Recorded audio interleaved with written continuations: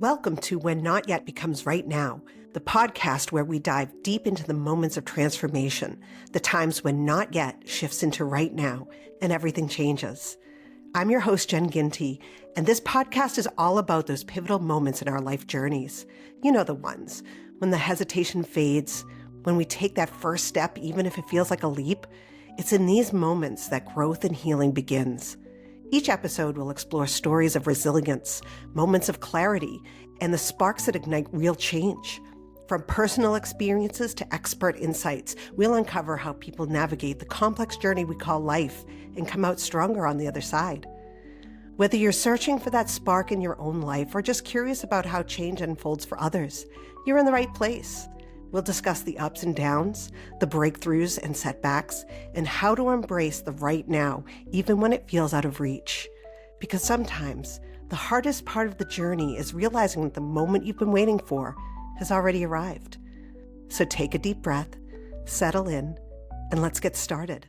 Hello and welcome to When Not Yet Becomes Right Now. I am your host, Jen Ginty, and today I have an incredible guest with us. Nicholas Ruchlewicz is an avid tabletop role player and music lover, and also a trauma and brain injury survivor.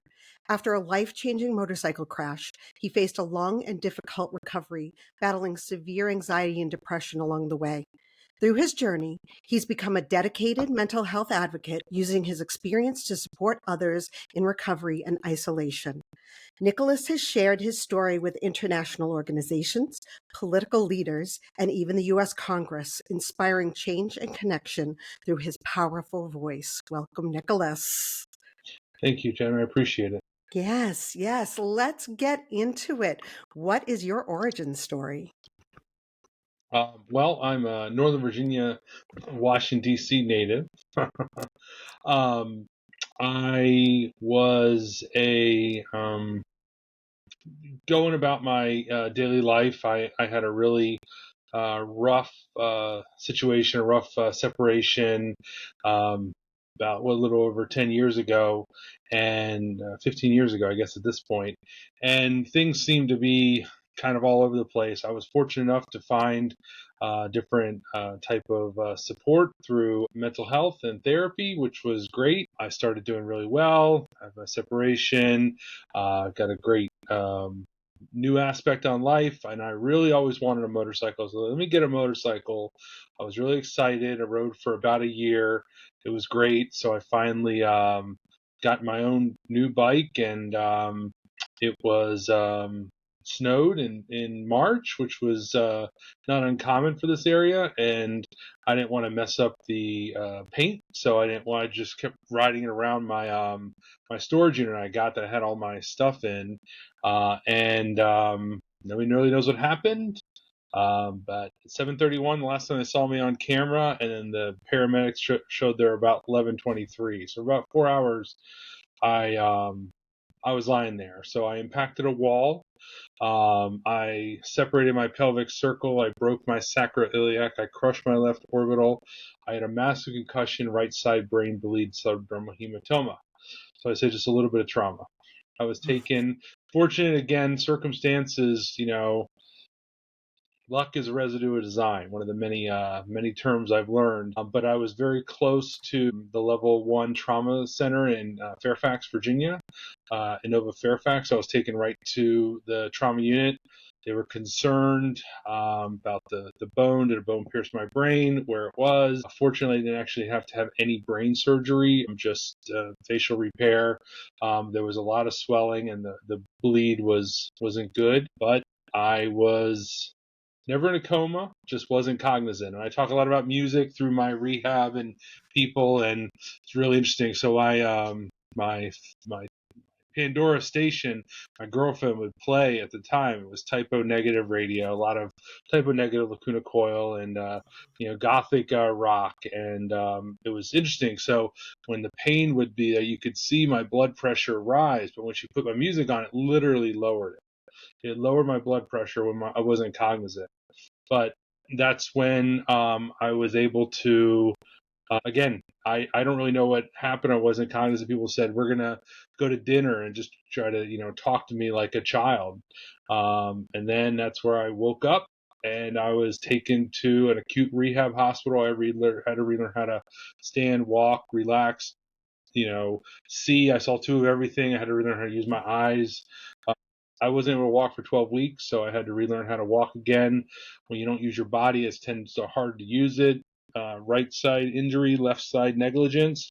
So I don't have full feeling currently, even in, probably forever on my left side, but it kind of flopped around, 2 weeks in patient learning it. And then all of a sudden you're released to live in the world, go back. And home is, everybody's excited to go home, but home's a very different thing when you are in a bad situation. I was very fortunate a lot, and what really helped inspire me to want to do better is, so there's a peer mentoring at the acute rehab hospital I do, and I was only able to go into the one for probably about 5 minutes. I was in a lot of pain. I don't call it pain anymore. I call it being uncomfortable, because pain will have too much power over me. So I was uncomfortable.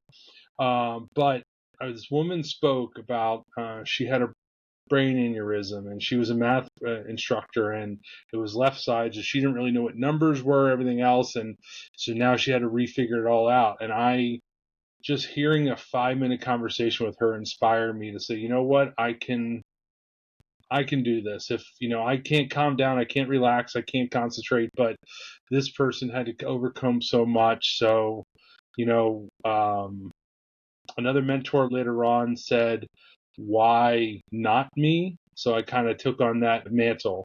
Why not me? I might as well handle it. And I've been through some pretty lousy stuff. It's it's a club I didn't want to join, but it's a family I don't want to leave. I mean, it's a real high entry fee, but it's been a very fun, crazy road. And through speaking out loud, I like to talk a lot, but through talking to others and sharing my story, that's where I've actually had the ability to reach out and meet new people. And again, advocate through state delegates I did go to U.S.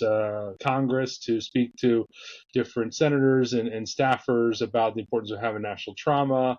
I was Miss Amelia Clark, Game of Thrones. She started an organization in Britain after her brain aneurysm, and I was featured with them, and I worked with their facility for different studies on couples in brain injury. I'm very good friends with the international band, and she was gracious enough to speak to me about my brain injury and their music in my recovery.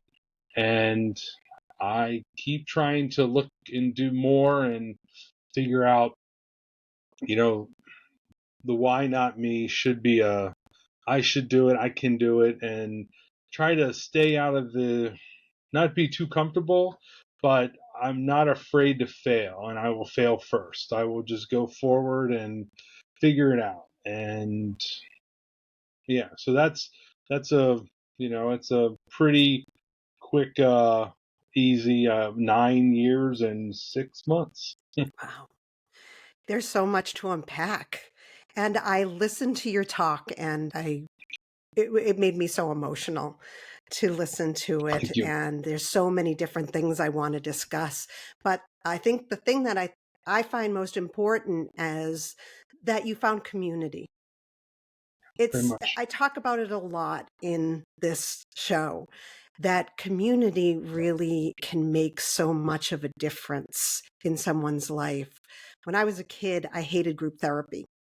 Didn't want to go to it. I was like, I just want to go outside, have a cigarette, and, chill out. Why do I have to sit in this place with a bunch of other teenagers?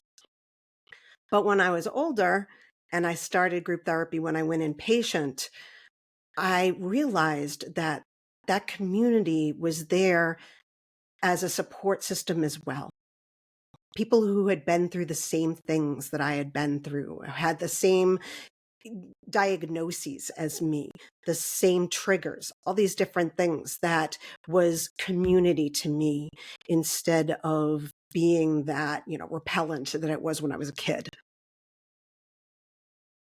the community is definitely something that has changed me and helped me through so much. One of the things I talk to patients about are, um, the nice thing, but we're very isolated in our situation. And one thing that we can show others is how to beat isolation. And we can also show each other empathy through it. So I am a member of a rehab mentoring program. I'm also a member of National Trauma Survivors Network, where we do speak with other trauma survivors. And I'm actually fortunate enough, I'm seeing them, in 2 days. And it's interesting because 9 years ago, I mean, I can never imagine my life without these people now. I mean, they are so important to me, and there's no way our paths would have ever crossed before through it. And it is nice to be safe, and not everyone every trauma is different, everyone's injury is different, everyone's illness is different, but there's so many lines that are the same, and that's what we really bond in, with each other for, and the, hope and caring through it. And then, another aspect, I always joke my nerd street cred's pretty high, but my gaming was a big part of my rehab too, a big community there. So I would, play tabletop games. It's called Pathfinder. And so we play, and I would go to public events, and it was very hard at the time because a lot of noise, a lot of movement. I was still in a wheelchair, but everything I did, I would always try to make as a therapy. I would always move pieces with my left hand because I don't have full control over it. Right side brain injury has a hard time sometimes going between analytical and creative. So what a very easy, interesting way of looking at the two, of trying to define those thoughts, being in louder environments to do it. And that really was a great community for me to help grow. And now through that organization, I volunteer for Paiza, the publisher, and we help run games all up and down the East Coast. So again, it's been some really, really neat ways that I've taken this horrible thing that's happened to me and made it my own story. I tell other survivors this. I said, if we control the narrative, we control the story. So I always just speak about, I like to stand in front of it and say it. I have a handful of tattoos. One tattoo I have is on my wrist. So the green is mental health, and then the semicolon is suicide ideation. It's to show people that, hey, you're not alone in this, and your event, your injury, whatever, wasn't a period. It's just a semicolon. It's just a comma. It's just part of your story. So again, that's the important thing about when you're able to open up. That's how people can really reflect back into you as a community, and because they can see your vulnerabilities, therefore your strength. Yes, yes. I also have a semicolon. I have a semicolon on my ankle, and it connects my son's two symbols. One is a Pisces and one is a Virgo. And so I created it so that the semicolon attaches to those two. And I think it's really important because I see them as the reason why I continued on. And so they are the reason for that semicolon, because I myself have had, I'm a survivor of multiple attempts, and I live with suicidal ideation on a regular basis. So when I was really, really, really low, I went out with a friend and I got that tattoo to just remind myself that there is something to live for. My boys are something to live for. That's awesome. I'm proud of you for that. And it's hard to accept. Sometimes it's hard to accept that vulnerability, and it's hard to look at that. And many of us struggle with it. And one of the therapies, again, for me has been music, and really looking at that, and looking some of the. My wife laughs. I like too many dirges. I like very dirge. I was like, well, people We're can on the tend to same write. thing there. I'm a Yeah, yeah. goth girl. I mean, so am I. It's Goth/industrial. That's my thing. yeah. Well, you've heard my interviews. You probably know the bands I listen to, so but they are Yes. very like you go low, and that's what Christina said. She's like, as low as you go, you can go up from there. And their latest album. I took a lot of different lyrics and put it in my webinar.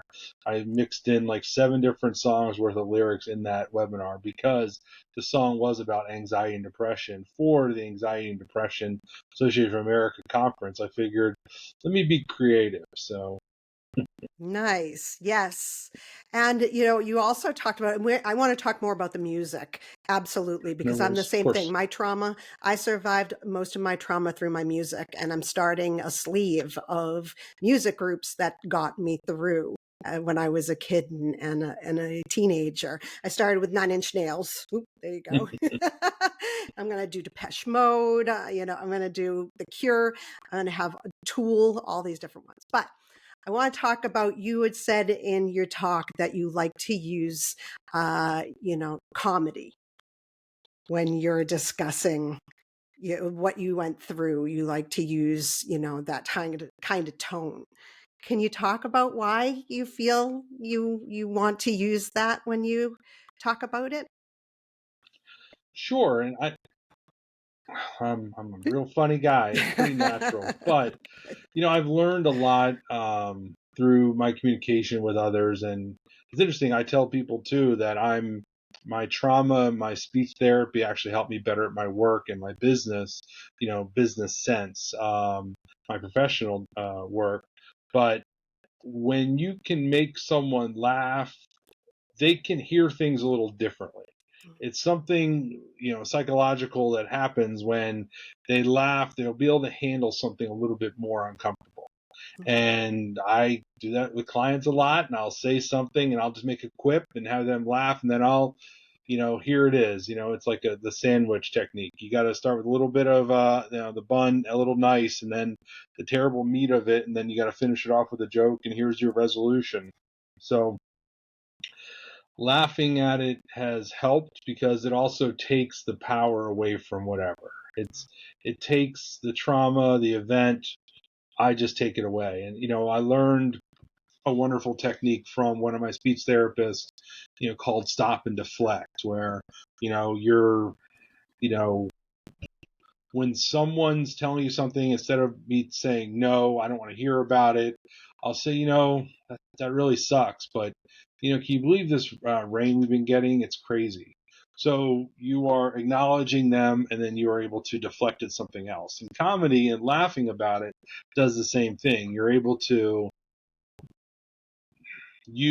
to kick the tires out and from it when they can laugh, and then you laughing at it means it doesn't have power over you, and therefore that is how you again can help take the control, is such a false term. You can take it back wherever you do and help lay it out. Again, it is navigating your own way and your own part of your story, because when you're able to do that, you're the one that are the biographer, nobody else. Makes sense. And what's the saying? If I'm not laughing, I'm crying. I I kind of guess go is that along why with I that laugh. as well, huh? Yeah. I guess I do that a lot too. So I don't know. Right. I mean, hey, we all go through the motions. I mean, trauma in itself creates depression, anxiety. How does it, how, I'm just not sure. Is there more of a similarity of like someone who's gone through a mental trauma and or a physical, like a brain trauma? Are they similar or two totally separate kinds of trauma in the brain, how it processes? I don't know. So traumatic brain injury trauma is, everything is, in a way, it's all loss and grief. It's the loss of a normalcy, a loss of where you are. And there is trauma, there is compounded trauma that we all go through. And then there is an event that's a traumatic event. So obviously mine was a crash, traumatic event. That was there. Did I have trauma before that? Absolutely. My divorce was very hurtful and very spiteful. And there was a lot of other stuff growing up that was traumatic, but you know, through those events, I'm still standing on my own. And I know there was tons of support along the way, but, I don't, I don't like listing with like not a competition about look what I've been through, trying to Mm-hmm. list all that. But saying that, I'm very proud of what I went through because I also know that's why I'm here right now. So people, when they say, I'm so sorry you did that, I'm so sorry that happened to you, and that is them being very kind and compassionate for it. But I am not sorry. I'm sorry for the effect it had on my family because I know if one of those things wasn't there, I wouldn't be where I am today. Mm-hmm. So as hard as it was through that trauma, through violence when I was in high school against me, to mental with exes or quote unquote friends, to traumatic brain injury, that was all compounded and was able to deliver. I can't say what anybody else was going through. I can just say what I'm going through, and that's the experience that we share in trauma community. And so I've learned a lot through my advocacy, through going, and trying to advocate for and rally and for others. But trauma is the number one cause of death between 18 and 45. That is the number one cause of death. So it is a big thing. And traumatic brain injuries are male traumatic brain injury survivors are twice as likely than an average male to commit to die by suicide. I don't like saying commit, die by suicide, because of just the emptiness that's there. And I don't talk about my brain injury. I try not to talk about how dark it is because it gets very scary. Because I still remember that. Again, even though I was never in a coma, I still feared that nothing. It's the nothing. Remember that from Neverending Story? It's the Mm-hmm. nothing. It's always it's out there. It's the nothing there, but there's always something out You're right. There is. I like to use the phrase everyone has their own pain because I don't like to compare pain. I've told the story before about when I was in college, I had to put my abuser in prison, and I left for the day, put him in prison, and then went back to school. And my one of my best friends was at another school, and she's coming to visit me. And as she's walking up, my roommate ran up to her and said, "I have the worst headache in the world. Oh, it's just so awful." And my friend goes, "I'm here to see Jen. She went through something really hard." And she said to me, "How can you stand something like that?" And I said, "Well, everyone has their own pain. Her pain right now feels to her the way that my pain felt earlier in the day. It's hard to compare people's pain, whether it's physical or emotional, mental. And there really is no way that we can possibly compare." there. I read something once, like the fifth sense. They talked about pain being its own sense, and it's said by the trauma survivors, we've spoken about it, and you can't really remember pain. It's just this fear that it's there. We can't really remember what we went through. It just has that fear that how painful it was. And you're right, each of us has our own pain threshold. And when people tell me about, I hurt my leg, and it's like, "Oh, I'm so sorry, nothing like you went through." And I'm like, whoa, you are allowed your own pain, Right. 100%. I am not taking that from you. I'm just letting you know that I'm here with you or find ways to do it. I want people to be very careful with, again, that's why I don't let it have control over me. That's why I say I'm uncomfortable, because pain has such a terrible connotation to it in our language. And I remember, so I was on a lot of different pain medicines, obviously, after crushing your skull and your pelvis. And I did not want to take them because of a previous person in my life, their abuse of pain pills. So I didn't want to take it. And a nurse told me one time, "Listen, your brain doesn't heal if you're in pain. You must do this." So what I did was I made sure I wrote down every time I took a pill, every time I take a pill. And I was moving out of my apartment years later, and I found that notepad, and it was shocking because I could see how often I took it and see myself wane off. And the last time I took one was July of 2019.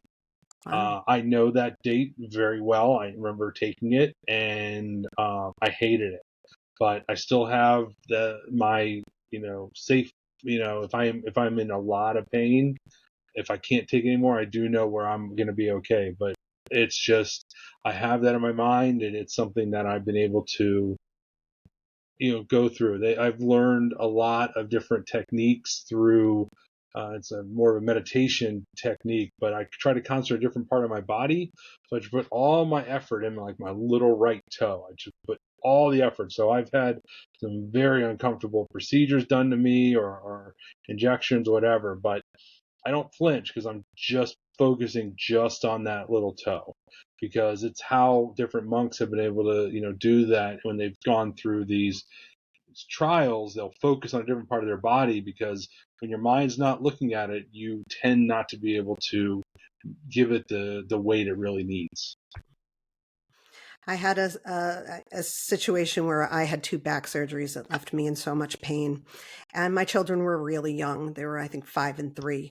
And I have, on both sides of my family, we have addiction issues. So did not want to take the meds. And it was 2009. And that's when the whole thing of, oh, you can't get hooked on, Right. I can't, whatever, the pain, the pill that they say you won't get Right. stuck on. And I was just in so much fear that if I took too much that I was going to get hooked. So I completely understand that. And, I think it's really important that we talk about our different ways that we learn to survive. So that idea of putting all of your effort into your little toe is a great idea. I would love to learn more about that. For me, I say I live with complex PTSD and depression because I won't suffer from it. So I feel like it's very similar to your thought process, right? Yeah. Yeah. I mean, it's, again, everybody's pain's their own, and I respect it. And so that's the thing too. I respect my pain. I know Mhm. where it is. And if I don't think about it, it's not there. I found out before, when I started talking about what was going on, I can literally start feeling it hurt more and more when more I spoke about it. So I do say I lock it away. I know where it is. I respect it. So when it starts flaring up some, that's where it's a reminder about how maybe I'm doing too much. Um, I say this to patients sometimes. When you look down, this doesn't work. This hurts. This hurts. This hurts. We forget to look behind us about how far we've come. Mhm. Because the one thing, there's many things I say a lot, but I promise everybody that today will never happen again. Time cannot repeat. Let a day be a day. Have a bad day. It's okay to have a bad day. And I promise you, the sun will rise tomorrow. This too So shall me, pass. yes, trying to actually, that really helped me through my trauma and my divorce. Just trying to say, okay, just let it go. Just, you know what, tomorrow, sun will rise tomorrow, I promise you. Let me just go to bed, and I promise it'll be up differently. So, Yeah. Let's talk about music. Music, how it affects you when you've been through trauma is amazing. So for you, your girlfriend played music that literally changed your brainwaves. correct. Yes. It's crazy because I literally listen to music every night. That's what plays.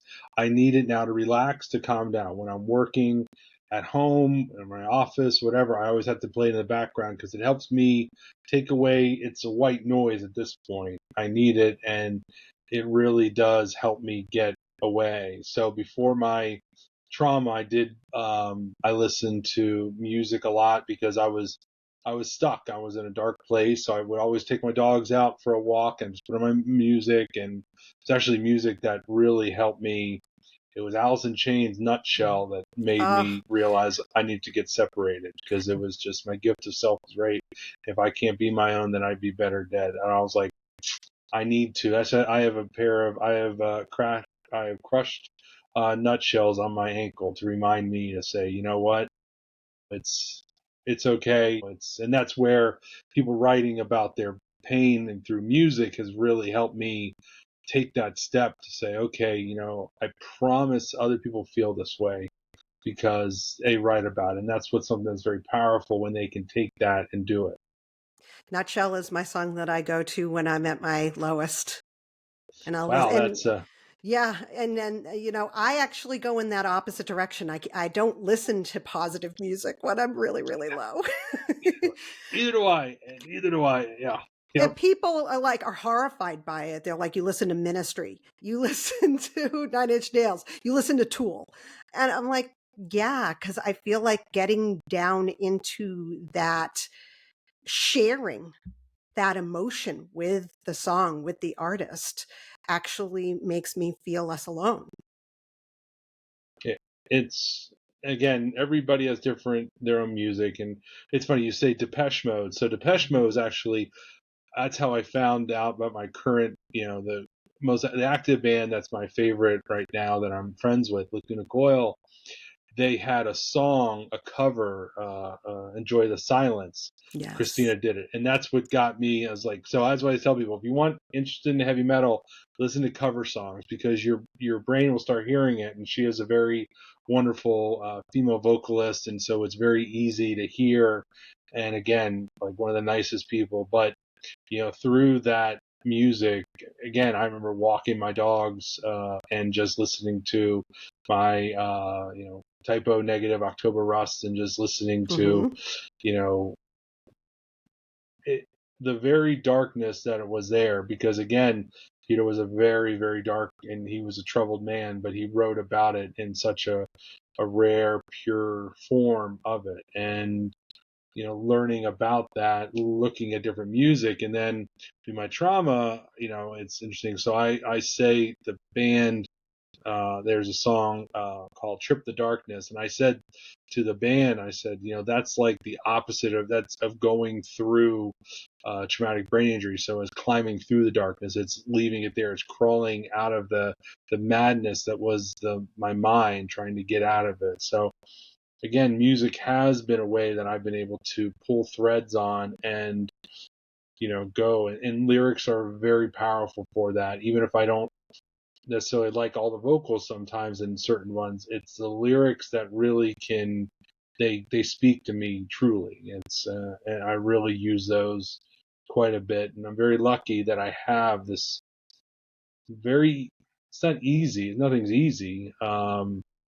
But I have this really good ability to start looking at a bigger picture and looking at lyrics or a word or a verse and just being able to focus on it and then put myself in that situation about how did I get through it. So we are liking that. I like to go as low as I can because everything's better.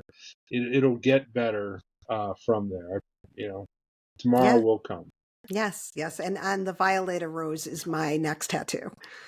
So I'm excited for that because Depeche Mode really, really was one of the biggest bands for me, getting me through my abuser and getting me through the, going to put him in prison, all that kind of stuff. It was important for me. And so you said that it changed like the brain waves while you were listening to that. Do you have an understanding of how that works? Nope. So it's familiar.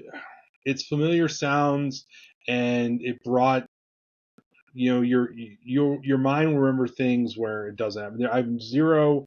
Actually, the you might have seen I did a keynote speech at a brain injury conference, but there was a woman that actually spoke about music and brain injuries and how it can help. But from my aspect,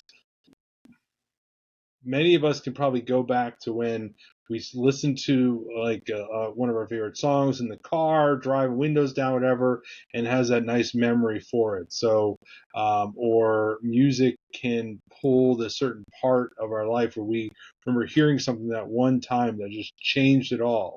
Because I heard Nutshell hundreds of times, but I heard it one time, and it was that hearing it that once that I was like, I was frozen. I just played it over and over again, and I was like, okay, this is you hearing it once can change it. So music has that ability to do it. And I think subconsciously it is playing in there, and you can pull to familiar times. I've said it to patients and others. You might never remember someone said, you might forget what someone did, but you'll never forget how someone made you feel. And music is the same way. Music can help you pull you out of something that's pretty hard. So maybe subconsciously you can still hear it and is able to do it. But again, I have zero medical knowledge of it. I just know that what worked for me, and I'm lucky enough it did. Yes, yes. And I could go on forever about music. I could talk days So about could it. I. We'll have to talk comparisons afterwards with different. I'll give you Yes. a handful of stuff to listen to and give me and Yes, vice I versa. want to hear this group that you're in contact with. They sound amazing. But let's talk about, so you started working with other patients, and you became a mentor. When did you decide to get into the advocacy part of it? The advocacy part of it, I think it was just natural. Um, I say I have no shame. Is it no shame? I'm always a person just to stand up and say. I tell people at work, remember, I say the quiet stuff loud. So it's just who I am. And now, so my trauma taught me one thing. Taught many things, but one of the things it taught me was I was not invisible. I used to think I was invisible. That's 100% not true. I know I'm not invisible. And that is something that really helped me realize that now I'm on the world stage now. Everybody sees me. I'm no longer this person so now I took this, you know what? Again, I'm going to just stand in front of it and be it. I will be this, image for mental health, this male mental health, traumatic brain injury, whatever. I will do it. So when I find little ways of coming about it, and I'm like, you know what? Let me try something, and then I'll ask. So I speak probably too much about my brain injury, but again, that's I talk about it a lot because it is something that I'm very proud of being. It also helps me reflect about how far I've come, and I want others to know. It also breaks the mold. People are like, oh, you don't have a brain injury? Like, no, I do. Well, you sound different. And I'm like, but again, many people think this is how brain injuries are. I've met people who it's very difficult to hear and understand them, but they understand every single thing that I am saying. And when people discount them like they are mentally incapable, it is beyond hurtful. And so again, talking to patients, it allows me to I learned just always look at someone directly at them and acknowledge them. And then you're also showing them to be more human, more accepting, and more not just anything. So the advocacy part came about just naturally of wanting to help make a difference because I never wanted someone to feel alone. That's not possible, but I knew, again, I was trapped in my own mind. I was trapped in this very little world that I was in, and that was not easy for anyone. And so I didn't want people to feel alone in this situation. Yeah. Yeah, and you're doing the good job there. When we can advocate for others, we're also advocating for ourselves, right?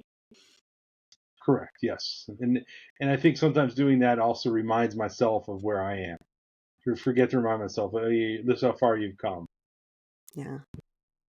I think I have I do advocate. I learned throughout the years, throughout my life, that I can advocate for myself. And you're right, that feeling of invisibility is devastating.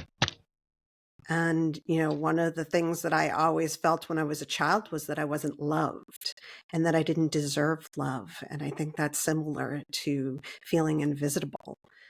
We all deserve love. We all deserve to be seen. I said goodbye to my champ, my pup in 2021. It was hard. It's compound grief. He was there through everything. My marriage, my divorce, my trauma, everything else. But I saw a pet loss therapist, and they said that Aries allowed you to feel like you were allowed to be loved. He allowed you to make you knew that you were allowed to deserved love, and that really meant a lot. And you said something a second ago. So there's through my advocacy, through talking, I was literally in National Harbor outside of DC, and there's like this little Prince George's County like local artist. There's an artist there, Leslie Holt, but she actually did these little pins that actually shows this is what different brain scans look like through. And so I have pictures of it, but I got the one traumatic brain injury. It's interesting because I put that next to PTSD and ADHD at the different, because I like triple jeopardy. I have my ADHD became a lot worse after my trauma. I think that my brain injury right side helped enhance it. I always was it, but it did. Obviously, I had severe depression, I had severe anxiety, and PTSD is something I have, but it's more of a severe depression. So because they do these different studies when you leave, they try to take these scores and where do you do on this testing. And so so again, speaking out, looking for opportunities to draw parallels to myself for it is what matters. And so now all of a sudden I can see, hey, you're right. I saw this, and now I start speaking about this trauma that I went through, this event, and now others can hear it differently. It's again, I can go on forever. I think we mentioned original conversation about comics. Comics were a big thing for me, and I think I put in that video that I did with Christina, but the only one image of me is holding. My family deleted it because it was too hard to see me, but it was after my skull surgery, so you see this terrible haircut, scar from ear to ear, but I had this comic in my hand, and it was the female Thor. And I was at a comic book convention, and I met Jason Aaron, the writer of that comic. And in the comic, it was the same as Thor: Love and Thunder, but Jane Foster has cancer. She picks up the hammer of Thor, and she doesn't have it anymore. But I talked to Jason Aaron about it, and he was just like, he was amazed at my story, and he was just, and I said, listen, obviously, what a, being trapped in my mind, being able to think you can take something out and do it. How amazing is that? And I think that when you can speak about the stuff that inspires you, it inspires others to keep continuing to do their craft. The same one, I saw a patient before, and they were really messed up in a terrible trauma, and there was a backpack in their like a nephew or something, a Batman backpack, and I asked them, what would Batman do? But I met the writer and artist of Batman, Tom King. He's the writer of Batman at that same comic. And I told him about it. So he picks up a comic book and he signs it. It's okay to be scared. Everyone gets scared. Now's the chance to be brave, Batman. And, wow, how did, again, because I speak about it, that's how advocacy is. It is being vulnerable about your own, to therefore you take away someone else's stigma about it, and then that way you are the one in control. Nothing else controls your illness, trauma, events aren't controlling you. You're the ones that are writing your own story by taking that vulnerability on and speaking about it with pride. Yes. Yes, absolutely. The comic book for me was high school and college, the Sandman series. It's just started when I was in that time, and the show came out. And just the other day, I said to my therapist, "If you really want to understand me, watch the Sandman series." And she started doing it, and the next week she was like, "We're talking about something." She's like, "So which endless is, are you feeling, is this person right now what you feel, so I think it's really powerful to be able to draw from characters and be able to better understand ourselves and other people in that sense. So that's a great story. I really like that. Thanks. It's full of stories. It's So tell us where we can find you. So I am, I guess really I'm trying to become more of a vocal, more advocate. I have a little link tree, Gifts of Perspective. I'm working with Trauma Survivors Network to help add more visibility to it and help people find a resource. I'm a great connector, people call, and have a web of things that connect everything I can together for others. And that's important for me to not let someone feel alone. So I am trying to make myself more publicized out there, but I shouldn't feel sorry for not being doing more because I do a lot. So I'm just trying to do more and more advocacy about it so then people will hear and then just try to do a good connection with others. That's great. Again, you're doing the good work and it's Thank you. necessary, and we all need connectors. So I will definitely have that link in the show notes. Thank you. Appreciate it. Well, thank you, Nicholas, so much for coming on the show. You have so much to share, and your story is so powerful. Well, I do appreciate it, Jen. And again, I'm looking forward to learning more through this. My journey's not over. It's still going. And speaking to you, this was a win I needed because things have been pretty low with different events going on and not just this wonderful, crazy world. Being able to help connect like this is a way to help. That last webinar that the woman asked me, like, what can you leave us with? And I said, well, hope is a free medicine.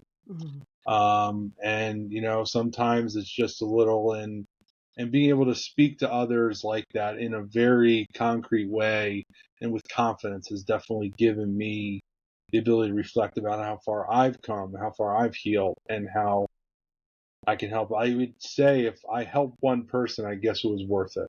Mm-hmm. Yes. Helped a lot of people, not just one person. And I know it was worth it because of where I am now. And my therapist asked me once, what would you do? What would you tell your old person, tell your old self? And I just said, hold on, just hold on. Because, you're no way to impact, but look at you are. And I said, my old self would be terrified if I went through all this. How did you do this? And just hold on. Yes. So true. Well, thank you again. And Thank you. It was so nice to have you on the show. I appreciate it very much, Jen. Thank you. Thank you for joining us for this episode of the podcast. This show is produced by Phoenix Freed LLC, and I'm your producer, Jen Ginty. We hope you found today's conversation inspiring. Okay. Thank you for joining us for this episode of the podcast. This show is produced by Phoenix Freed LLC, and I'm your producer, Jen Ginty. We hope you found today's conversation insightful and inspiring. If you have a story of your own about when a not yet moment became right now, we encourage you to reach out and share it. You can find more information about being a guest on our show at whennotYetBecomesRightNow.com. Remember, you are not alone on your journey, whether it's a journey of healing, growth, or transformation. Every story matters. Thank you for listening, and we'll catch you next time with another inspiring episode.